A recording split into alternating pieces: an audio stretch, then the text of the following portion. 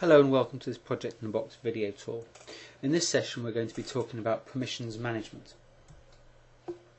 So here we are in the software application for Windows machines, and this is the place where we are going to be doing all of our administration of this type with permissions. It's not possible to do any permissions management changes or settings through the browser application.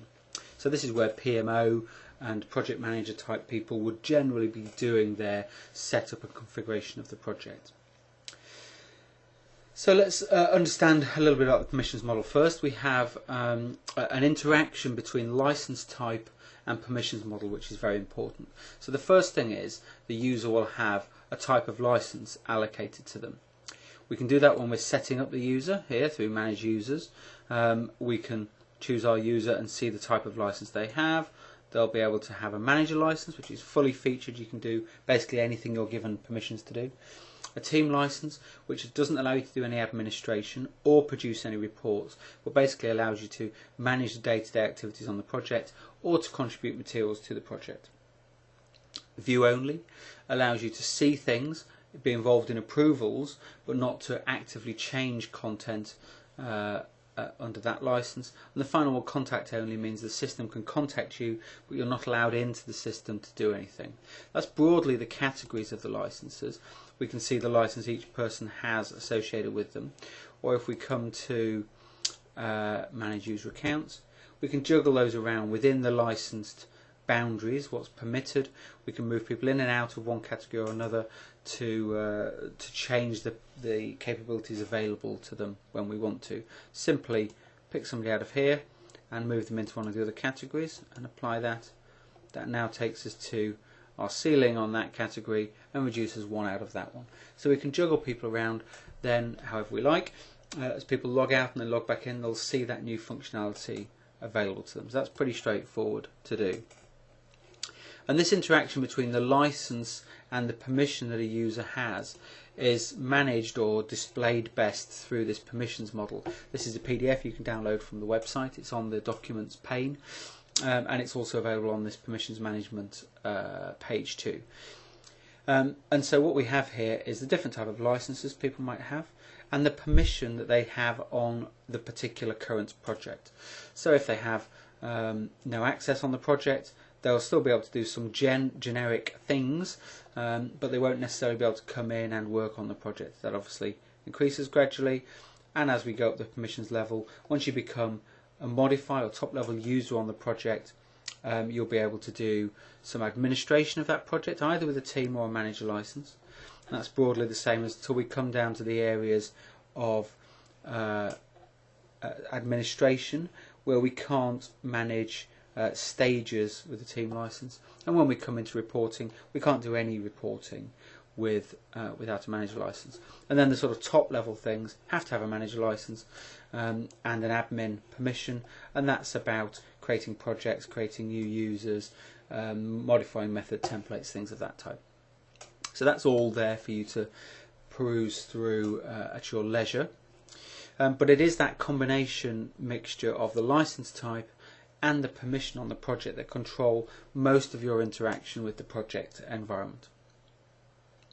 So how do we set up and see what your permission is on the project? Well, that could have been done when we first created a project. We can allocate people to the permissions groups associated with that project. But it can also be done once the project is up and running, and it's here in Project, Manage Project Permissions.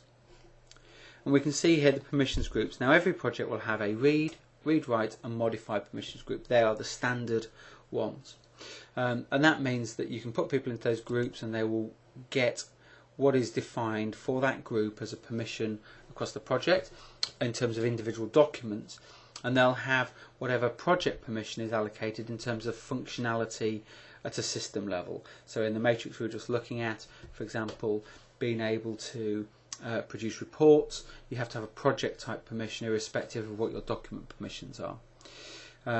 Read, write and read, generally these generic ones are pre-aligned like that so that it's understandable and simple to implement. But you can also put in your own custom permissions groups. So I've got one here called customer. It's set up around a typical read idea, so that means that the users won't be able to have any project management level functionality because they don't have a modify right at the project, and their typical document level permission is read. Now that means that every new document that's added to the project, they will get read permissions on, and they would by default have read permissions on all the existing documents. But it's possible to tweak and change that for the existing ones, but I say new ones would come in with read. And when you're setting up these groups from here, you can choose what the document permission is going to be. So you can have a no access one, which means any new documents aren't given to that user automatically until the project manager decides whether they should have them or not. And it's simple to then put people into these groups. So we pick the user we're interested in, move them into the group and save it. And there's a pull sort of exercise here, so if I come to read and put Dave into here, they'll be pulled out of the other group. You only ever exist in one group. If you're not visible in any of these 4 groups here, then you must be in the no access permissions group, which is the other way of looking at it. So this is the project manager's way of looking at the permissions on a project.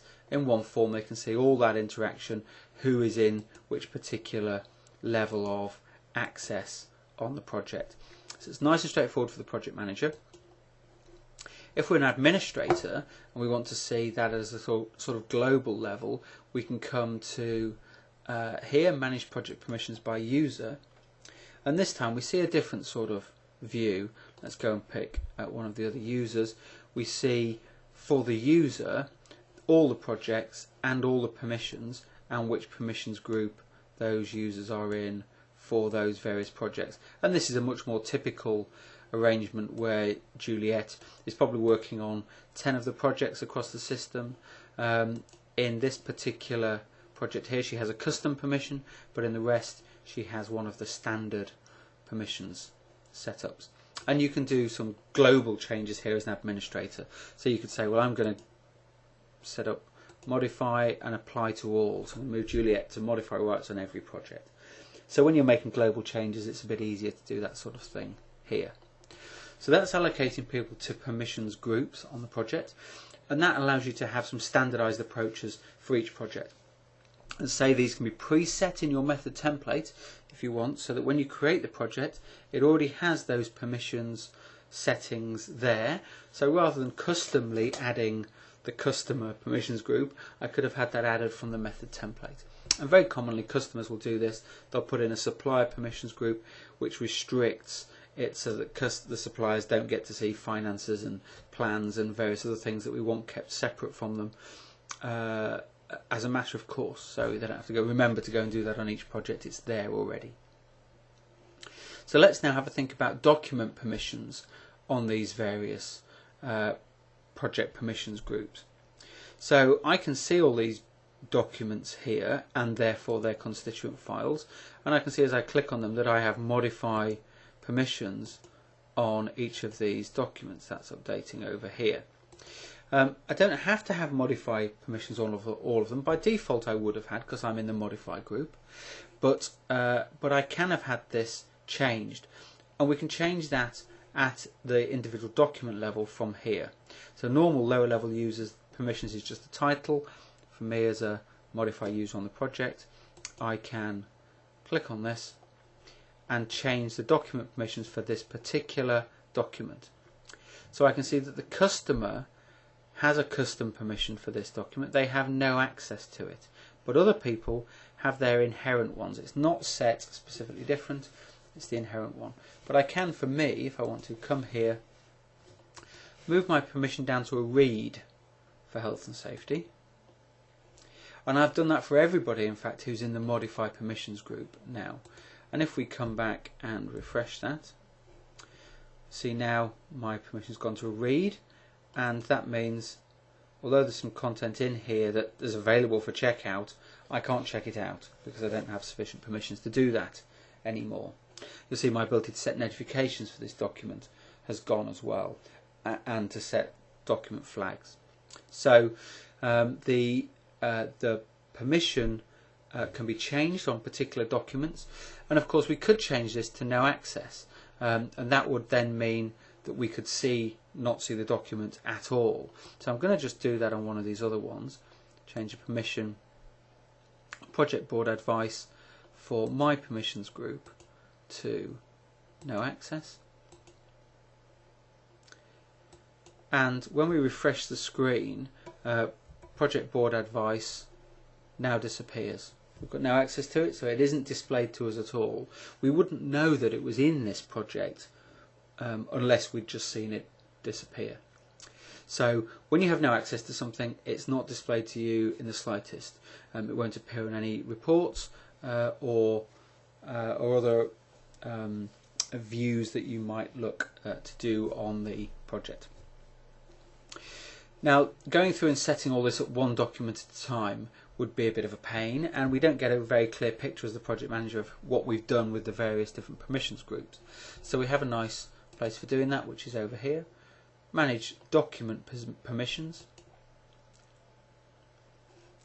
And this shows me a nice clear grid of all the documents in the project grouped together. So if we had stages in our project, we'd have project and then all the stage 1 documents, stage 2, specialist, etc.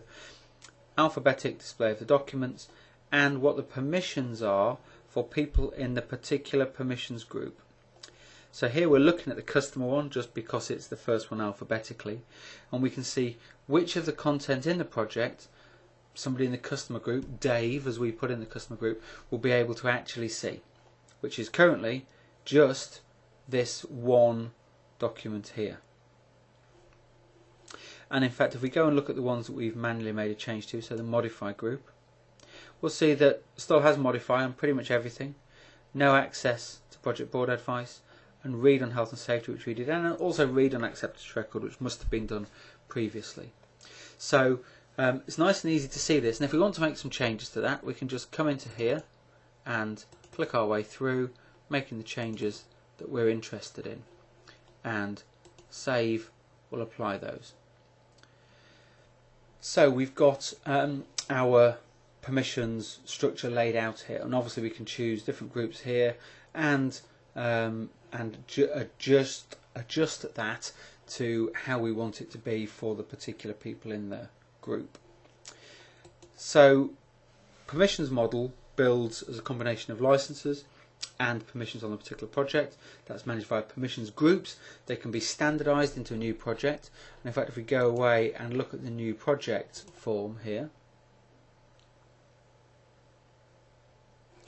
we'll see when we're creating our new project from the method, here it picks up straight away the permissions groups that are available for that method, and as well as automatically putting the person that creates it into modify, you can assign other people to the other groups there. If we had some custom groups built into this method, they'd be showing here like customer or supplier or QA assessor or whatever it needs to be, and we could drop people into those as we go along as well. So it's nicely structured for, again as usual with Project in a Box, implementing off the shelf or personalizing for your own particular needs. Okay, so that's it for the tour talking about permissions. There are some related tours that you might be interested in elsewhere on the site. Documents and processes is the particular one of interest here. If you've got any further questions, and this is obviously a bit of a delicate area, one that you need to understand well, say, and the PDF doesn't quite do it for you, then drop us an email or give us a ring and we'll be happy to provide some clarification. Thanks very much. Bye.